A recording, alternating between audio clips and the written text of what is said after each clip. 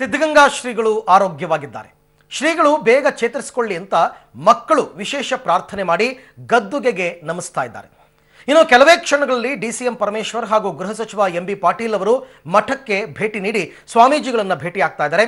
ಇದಕ್ಕೂ ಮುನ್ನ ಶ್ವಾಸಕೋಶಕ್ಕೆ ಅಂಟಿರುವ ಸೋಂಕು ಹತೋಟಿಗೆ ಬಂದಿದ್ದು ಇಂದು ಬೆಳಗ್ಗೆ ನಡೆಸಿದ ರಕ್ತ ಪರೀಕ್ಷೆಯಿಂದ ದೃಢಪಟ್ಟಿದೆ.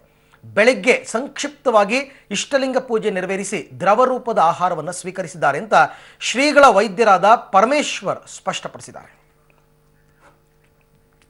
ಓಕೆ, ನೀವೀಗ ನೋಡ್ತಾ ಇರತಕ್ಕಂಥ ದೃಶ್ಯ ನೂತನ ಗೃಹ ಸಚಿವ ಎಂಬಿ ಪಾಟೀಲ್ ಶ್ರೀಮಠಕ್ಕೆ ಭೇಟಿ ಕೊಡ್ತಾ ಇರತಕ್ಕಂಥದ್ದು. ಶ್ರೀಗಳ ಆರೋಗ್ಯವನ್ನು ವಿಚಾರಿಸೋದಕ್ಕೋಸ್ಕರ ಎಂಬಿ ಪಾಟೀಲ್ ಮತ್ತು ಉಪಮುಖ್ಯಮಂತ್ರಿ ಡಾಕ್ಟರ್ ಜಿ ಪರಮೇಶ್ವರ್ ಇಬ್ಬರು ಕೂಡ ಮಠಕ್ಕೆ ಭೇಟಿ ಕೊಡ್ತಾರೆ ಅಂತಕ್ಕಂಥ ಮಾಹಿತಿ ಇತ್ತು. ಆದರೆ ಈಗ ಎಂಬಿ ಪಾಟೀಲ್ ಅವರು ಆಗಮಿಸಿದ್ದಾರೆ ಶ್ರೀಗಳ ಆರೋಗ್ಯವನ್ನು ವಿಚಾರಿಸೋದಕ್ಕೆ. ಹೋಗಿ ಶ್ರೀಗಳ ಆರೋಗ್ಯವನ್ನು ವಿಚಾರಿಸಿ ಬಂದ ನಂತರ ಅವರು ಕೂಡ ಮಾಹಿತಿಯನ್ನು ಕೊಡ್ತಾರೆ. ಇವತ್ತು ಬೆಳಗ್ಗೆಯಿಂದಲೂ ಕೂಡ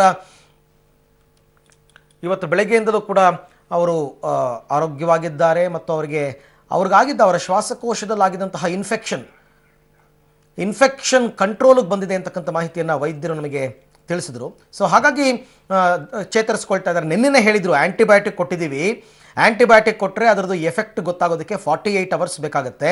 ಸೊ ಅದಕ್ಕೆ ಪೂರಕವಾಗಿ ಇವತ್ತು ಬೆಳಗ್ಗೆ ನಡೆಸಿದಂತಹ ರಕ್ತ ಪರೀಕ್ಷೆಯಲ್ಲಿ ಶ್ರೀಗಳಿಗೆ ಆಗಿರ್ತಕ್ಕಂಥ ಇನ್ಫೆಕ್ಷನ್ಸ್ ಕಂಟ್ರೋಲಿಗೆ ಬರ್ತಾ ಇದೆ ಅಂತ. ಜೊತೆಗೆ ಅವರು ದ್ರವರೂಪದ ಆಹಾರವನ್ನು ಸ್ವೀಕಾರ ಮಾಡ್ತಾ ಇದ್ದಾರೆ.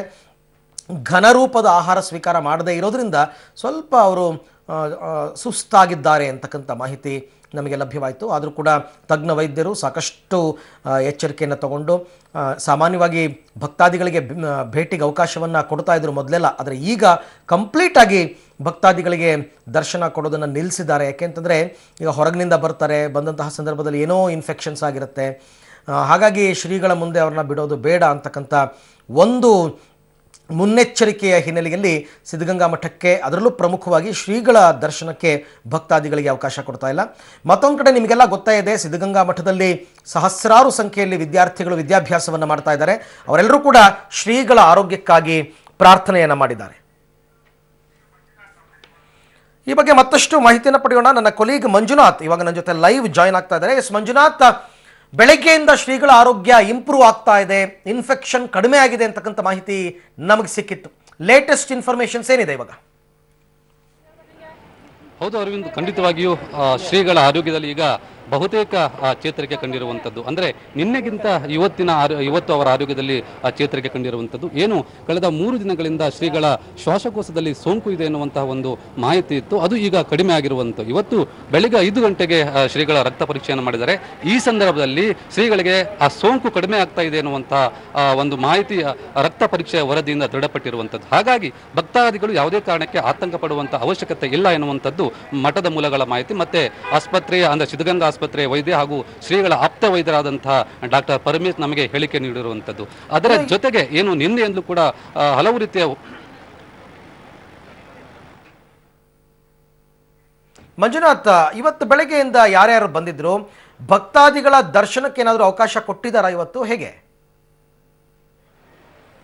ಇಲ್ಲ ಅರವಿಂದ್, ಈಗ ಬೆಳಗಿನ ಜಾವನ ಸುಮಾರು 6:30 ಗಂಟೆ ಸುಮಾರಿಗೆ ಪೇಜಾವರ ಶ್ರೀಗಳು ಬಂದಿದ್ರು. ಪೇಜಾವರ ಶ್ರೀಗಳಿಗೆ ಬಂದು ಸಿದ್ಧಗಂಗಾ ಶ್ರೀಗಳನ್ನ ಏನು ನೋಡಿದ್ರು, ಆರೋಗ್ಯ ವಿಚಾರಿಸಿದ್ರು. ಈ ಸಂದರ್ಭದಲ್ಲಿ ಕೂಡ ಏನು ಸಿದ್ಧಗಂಗಾ ಶ್ರೀಗಳು ಸನ್ನೆ ಮೂಲಕ ಮಾತನಾಡಿರುವಂಥದ್ದು. ಅಂದರೆ ಚಿಕಿತ್ಸೆ ನಡೀತಿರೋದ್ರಿಂದ ನೇರವಾಗಿ ಮಾತನಾಡಲಿಕ್ಕೆ ಸಾಧ್ಯವಾಗಿಲ್ಲ. ಆ ನಂತರ ಸುಮಾರು ಅಂದರೆ 6:45 ಸುಮಾರಿಗೆ, ಅಂದರೆ 7 ಗಂಟೆ ಸುಮಾರಿಗೆ ಶ್ರೀಗಳು ಇಷ್ಟಲಿಂಗ ಪೂಜೆ ಮಾಡಿರುವುದು, ಅಂದರೆ ಸಂಕ್ಷಿಪ್ತವಾಗಿ ಇಷ್ಟಲಿಂಗ ಪೂಜೆ ಮಾಡಿರುವಂಥದ್ದು. ಅಂದರೆ ಇಷ್ಟು ದಿನ ಸುಮಾರು 3/4 ಗಂಟೆಗಳ ಕಾಲ ನಿರಂತರವಾಗಿ ಇಷ್ಟಲಿಂಗ ಪೂಜೆ ಮಾಡ್ತಾ ಇರುವಂಥದ್ದು. ಆದರೆ ಈಗ ಅಂಡರ್ ಟ್ರೀಟ್ಮೆಂಟ್ ಇರೋದ್ರಿಂದ ಅವರು ಇಷ್ಟಲಿಂಗ ಪೂಜೆಯನ್ನು ಸ್ವಲ್ಪ ಸಂಕ್ಷಿಪ್ತಗೊಳಿಸಿರುವಂಥದ್ದು. ಅದೇ ರೀತಿ ನಿನ್ನೆ ಕೂಡ ಏನು ಶ್ರೀಗಳು ದ್ರವಾಹಾರ ಸ್ವೀಕಾರ ಮಾಡಲಿಕ್ಕೆ ಕೂಡ ನಿರಾಕರಣೆ ಮಾಡಿದರು. ಆದರೆ ಇವತ್ತು ಬಾಯಿ ಮೂಲಕವೇ ಕೂಡ ದ್ರವಾಹಾರ ಸ್ವೀಕಾರ ಮಾಡಿದ್ದಾರೆ. ಹಾಗಾಗಿ ಶ್ರೀಗಳ ಆರೋಗ್ಯದಲ್ಲಿ ಮತ್ತಷ್ಟು ಚೇತರಿಕೆ ಕಂಡಿದೆ ಎನ್ನುವಂಥದ್ದು. ಅದರ ಜೊತೆಗೆ ಶ್ರೀಗಳಿಗೆ ಬಹುಮುಖ್ಯವಾಗಿ ನಿಶಕ್ತಿ ಕಾಡ್ತಾ ಇತ್ತು, ಅದು ಕೂಡ ಈಗ ಕಂಟ್ರೋಲಿಗೆ ಬಂದಿದೆ. ಅದಕ್ಕೆ ಸಂಬಂಧಪಟ್ಟಂತಹ ಎಲ್ಲ ರೀತಿಯ ಔಷಧ ಕೊಡ್ತಾ ಇದ್ದಾರೆ. ಹಾಗಾಗಿ ಭಕ್ತಾದಿಗಳು ಯಾವುದೇ ರೀತಿ ಆತಂಕ ಪಡುವಂತಹ ಅವಶ್ಯಕತೆ ಇಲ್ಲ. ಮತ್ತೊಂದು ಕಡೆ ಈಗಾಗಲೇ ಮಠದ ಸಾವಿರಾರು ವಿದ್ಯಾರ್ಥಿಗಳು ಇವತ್ತು ಶ್ರೀಗಳ ಆರೋಗ್ಯ ಚೇತರಿಕೆ ಆಗಲಿ ಎನ್ನುವಂಥ ಉದ್ದೇಶದಿಂದ ಪ್ರಾರ್ಥನೆಯನ್ನ ಕೂಡ ಮಾಡಿರುವಂಥದ್ದು ಅರವಿಂದ್. ಹಾಗಾಗಿ ಒಂದಂತೂ ಸ್ಪಷ್ಟ, ಶ್ರೀಗಳ ಆರೋಗ್ಯ ಹಂತ ಹಂತವಾಗಿ ದಿನದಿಂದ ದಿನಕ್ಕೆ ಚೇತರಿಕೆ ಆಗ್ತಾ ಇದೆ. ಹಾಗಾಗಿ ಮತ್ತೆ ಒತ್ತಿ ಒತ್ತಿ ಪದೇ ಪದೇ ಮಠದ ಮೂಲಗಳು, ಮಠದ ಆಸ್ಪತ್ರೆಯ ವೈದ್ಯರು ಮತ್ತು ಕಿರಿಯ ಶ್ರೀಗಳು ಕೂಡ ಹೇಳ್ತಾ ಇರುವುದು, ಯಾವುದೇ ರೀತಿಯ ಊಹಾಪೋಹಗಳಿಗೆ ಏನು ಕಿವಿ ಕೊಡಬೇಡಿ, ಯಾವತ್ತೂ ಕೂಡ ಶ್ರೀಗಳು ಇನ್ನು ಮುಂದೆ ಕೂಡ ಆರಾಮಾಗಿರ್ತಾರೆ, ಚೇತರಿಸಿಕೊಳ್ತಾ ಇದ್ದಾರೆ ಅನ್ನುವಂಥ ಮಾಹಿತಿಯನ್ನು ಮಠದ ಮೂಲಗಳು ತಿಳಿಸಿರುವಂಥದ್ದು. ಮಂಜುನಾಥ್, ನಿಮ್ಮ ಹಿಂಭಾಗದಲ್ಲಿ ಸಾಕಷ್ಟು ಜನ ಇದ್ದಾರೆ. ಯಾರು ಅವರೆಲ್ಲ? ವಿದ್ಯಾರ್ಥಿಗಳ ಅಥವಾ ಶ್ರೀಗಳ ಆರೋಗ್ಯವನ್ನು ವಿಚಾರಿಸೋದಕ್ಕೆ ಬಂದಿರೋರ? ಅವ್ರನ್ನ ಯಾರನ್ನಾದ್ರೂ ಮಾತಾಡಿಸ್ಬೋದಾ ನಿಮ್ಮ ಪಕ್ಕದಲ್ಲಿ ಇರ್ತಕ್ಕಂಥವ್ರನ್ನ? ಇನ್ನೊಂದು ವಿಶೇಷ ಅರವಿಂದ್ ಏನಂದ್ರೆ, ಇವತ್ತು ಹೊಸ ವರ್ಷ ಕೂಡ, ಪ್ರತಿ ಹೊಸ ವರ್ಷದಲ್ಲಿ ಕೂಡ ಶ್ರೀಗಳು ಭಕ್ತಾದಿ, ಆದ್ರೆ ಈ ವರ್ಷ ಆ ತರ ಸಾಧ್ಯ ಆಗ್ಲಿಲ್ಲ. ಆದ್ರೆ ಅವರ ಗದ್ದುಗೆಗೆ ಕೈ ಮುಗಿದುಕೊಂಡು ಏನು ಭಕ್ತಾದಿಗಳೆಲ್ಲ ಏನು ಆಶೀರ್ವಾದ ಪಡೆದುಕೊಳ್ತಾ ಇದ್ರು. ಹಾಗಾಗಿ ಇವತ್ತು ಶ್ರೀಗಳು ಇರ್ಲಿಲ್ಲ, ಆದ್ರೂ ಕೂಡ ಬನ್ನಿ. ಹಾಗಾದ್ರೆ ತುಂಬಾ ಜನ ಇದೆ ಇಲ್ಲಿ ಭಕ್ತಾದಿಗಳಿದ್ದಾರೆ. ಎಲ್ಲಿಂದ ಬಂದಿದ್ರಿ ಸರ್? ನಾವು ಶಿಕಾರಿಪುರ ತಾಲೂಕು ಮಳವಳ್ಳಿ ಗ್ರಾಮದಿಂದ ಬರ್ತಾ ಇದ್ದೀವಿ. ನಾವು ನಿನ್ನೆನೆ ಬಂದಿದ್ದೀವಿ, ಇನ್ನು ದರ್ಶನ ಮಾಡಕ್ ಆಗಿಲ್ಲ. ನಾವು ಕಾಯ್ತಾ ಇದ್ದೀವಿ, ನೋಡ್ಬೇಕು ಅಂತ ಒಂದ್ಸಲ ನಾನು ನೀವು ಹೈದರಾಬಾದಿಂದ ಬಂದೆ ಸ್ವಾಮಿ ನೋಡ್ಬೇಕಂತ. ನಾವು ಸ್ವಾಮಿ ಮರ್ತಲ್ಲೇ ಓದಿದ್ದು ಬೆಳೆದಿದ್ದು. ತುಮಕೂರಲ್ಲಿ 10,000 ಮಕ್ಕಳಿಗೆ ಅನ್ನ ಕೊಟ್ಟಿದ್ರೆ ಯಾವ ಇದ್ರಲ್ಲಿ ಶಿವಕುಮಾರ ಸ್ವಾಮಿನ ನೋಡ್ಲೇಬೇಕು ಹೋಗ್ಬೇಕು ಅಂತ ಯಾರು ಬಿಡ್ತಿಲ್ಲ ಸರ್. ಹೈದರಾಬಾದಿಂದ ಬಂದು ಟ್ರೈನಿಂದ ಬಂದು ಬೆಳಗಿಂದ ಬಂದಿದ್ವಿ, ಪೊಲೀಸರು ಬಿಡ್ತಾ ಇಲ್ಲ. ಶ್ರೀಗಳು ಆರೋಗ್ಯವಾಗಿದ್ದಾರೆ. ಪ್ರತಿ ವರ್ಷದಲ್ಲಿ ಶ್ರೀ ದರ್ಶನ ಕೊಡ್ತಾ ಇದ್ರು. ನೀವು ಎಲ್ಲಿಂದ ಬಂದಿದ್ರಿ? ಈಗ ದೇವರದಿಂದ ಬಂದಿದ್ವಿ ಸ್ವಾಮಿ, ಸ್ವಾಮಿಗಳು. Okay Manjunath, thank you. ನಮ್ಮ ಮುಖಾಂತರವಾದರೂ ಭಕ್ತಾದಿಗಳಿಗೆ ಒಂದು ಖುಷಿ ವಿಚಾರವನ್ನು ಹಂಚಿಬಿಡಿ. ಯಾಕೆಂದರೆ ಅವ್ರು ಯಾರಿಗೂ ಕೂಡ ದರ್ಶನ ಸಾಧ್ಯ ಆಗುತ್ತೋ ಇಲ್ವೋ ನನಗೆ ಗೊತ್ತಿಲ್ಲ. ಆದರೂ ಕೂಡ ಶ್ರೀಗಳು ಕ್ಷೇಮವಾಗಿದ್ದಾರೆ ಅಂತಕ್ಕಂಥ ಮಾಹಿತಿ ನಮ್ಮ ಮುಖಾಂತರ ಭಕ್ತಾದಿಗಳಿಗೆ ತಲುಪಲಿ. ಧನ್ಯವಾದ ಮಂಜುನಾಥ್ ತಮ್ಮೆಲ್ಲ ಮಾಹಿತಿಗಾಗಿ. ಇನ್ನು ಭಕ್ತಾದಿಗಳು ಆತಂಕ ಪಡುವ ಅವಶ್ಯಕತೆ ಇಲ್ಲ. ಸ್ವತಃ ನಾನೇ ನೋಡಿ ಬಂದಿದ್ದೇನೆ, ಅವರು ವಿಶ್ರಾಂತಿಯಲ್ಲಿದ್ದಾರೆ, ಹಾಗಾಗಿ ನನಗೆ ಮಾತನಾಡಿಸೋದಕ್ಕೆ ಆಗಲಿಲ್ಲ ಅಂತ ಪೇಜಾವರ ಶ್ರೀಗಳು ಹೇಳಿದ್ದಾರೆ. ನೋಡಿ ಸಮಾಧಾನ ಆಯಿತು. ಎಲ್ಲ ಇದೆ, ಸ್ಥಿರವಾಗಿದೆ. ಎಲ್ಲ ವೈದ್ಯರೆಲ್ಲ ಹೇಳಿದರು, ಏನು ಭಯ ಆತಂಕ ಇಲ್ಲ ಅಂತ ಎಲ್ಲ ವೈದ್ಯರು ವೈದ್ಯರು ಇದ್ದರು, ಎಲ್ಲ ಧೈರ್ಯ ಹೇಳಿದ್ದಾರೆ, ಏನು ತೊಂದರೆ ಆಗಲಿಕ್ಕಿಲ್ಲ. ತಾವು ಮಾತಾಡ್ತಿದ್ರ ಬುದ್ಧಿ? ಮಾತಾಡಲಿಕ್ಕೆ ಆಗಲಿಲ್ಲ, ವಿಶ್ರಾಂತಿಯಲ್ಲಿದ್ದಾರೆ. ಮಾತಾಡಲಿಕ್ಕೆ ನೋಡಿದ್ದಾರೆ ಅಷ್ಟೇ. ಅವರು ಆತಂಕ ಪಡುವ ಅವಶ್ಯಕತೆ ಇಲ್ಲ, ಆತಂಕ ಇಲ್ಲ ಅಂತ ಡಾಕ್ಟರ್ ಎಲ್ಲ ಹೇಳಿದ್ದಾರೆ. ತಾವು ನೋಡಿದ್ರಿ? ತಾವು ನೋಡಿದೆ. ಚಿಕಿತ್ಸೆಗಳು ನ್ಯೂ ಇಯರ್ ವಿಶ್ ಮಾಡಲಿಲ್ಲ, ಹೊಸ ವರ್ಷದ ಶುಭಾಶಯವನ್ನ ಹೇಳಲಿಲ್ಲ ಅನ್ನೋ ಕಾರಣಕ್ಕೆ ವ್ಯಕ್ತಿಯೊಬ್ಬನಿಗೆ ಚಾಕುವಿನಿಂದ ಇರಿದ ಘಟನೆ ಬೆಂಗಳೂರಿನಿಂದ ವರದಿಯಾಗಿದೆ. ಓಕೆ, ಗರ್ಭಿಣಿ ಪತ್ನಿ ಎದುರೇ ಗಂಡನನ್ನ ಇರಿದಿದ್ದಾರೆ ದುಷ್ಕರ್ಮಿಗಳ ಒಂದು ತಂಡ. ಘಟನೆ ನಡೆದಿರೋದು ಬೆಂಗಳೂರಿನ ಕುರುಬರಹಳ್ಳಿಯ ಕಮಲಾನಗರದ ಶಕ್ತಿ ಗಣಪತಿ ವಾರ್ಡ್ನಲ್ಲಿ ನಡೆದಿದೆ. ನಿನ್ನೆ ತಡರಾತ್ರಿ 12:42ರಲ್ಲಿ ಪ್ರವೀಣ್ ಎಂಬಾತನಿಗೆ ದುಷ್ಕರ್ಮಿಗಳು ಇರಿದಿದ್ದಾರೆ. ಕುಡಿದು ಬೈಕ್ನಲ್ಲಿ ಚಾಕುವನ್ನ ಹಿಡ್ಕೊಂಡು ತುರಾಡ್ಕೊಂಡು ಬಂದಿದ್ರು ಈ ದುಷ್ಕರ್ಮಿಗಳೆಲ್ಲರೂ ಕೂಡ. ಈ ಸಂದರ್ಭದಲ್ಲಿ ಆ ಗಂಡ ಹೆಂಡತಿ ಎದುರುಗಡೆಯಿಂದ ಬರ್ತಾರೆ. ಬಂದಾಗ ಯಾಕೋ ನಂಗೆ ವಿಶ್ ಮಾಡಲಿಲ್ಲ ಅಂತ ಕೇಳ್ತಾರೆ. ಅವನು ಏನೋ ಹೇಳಿದಾನೆ, ಅದರಿಂದ ಕೋಪಗೊಂಡಂತಹ ಮೊದಲೇ ಇವರೆಲ್ಲರೂ ಮತ್ತನಲ್ಲಿದ್ದರು. ಆಗ ಚಾಕುವಿನಿಂದ ಹಲ್ಲೆ ಮಾಡ್ತಕ್ಕಂಥದ್ದು, ಈ ಚಾಕುವಿನಿಂದ ಹಲ್ಲೆ ಮಾಡಿರುವ ದೃಶ್ಯ ಕೂಡ CCTVಯಲ್ಲಿ ಸೆರೆಯಾಗಿದೆ.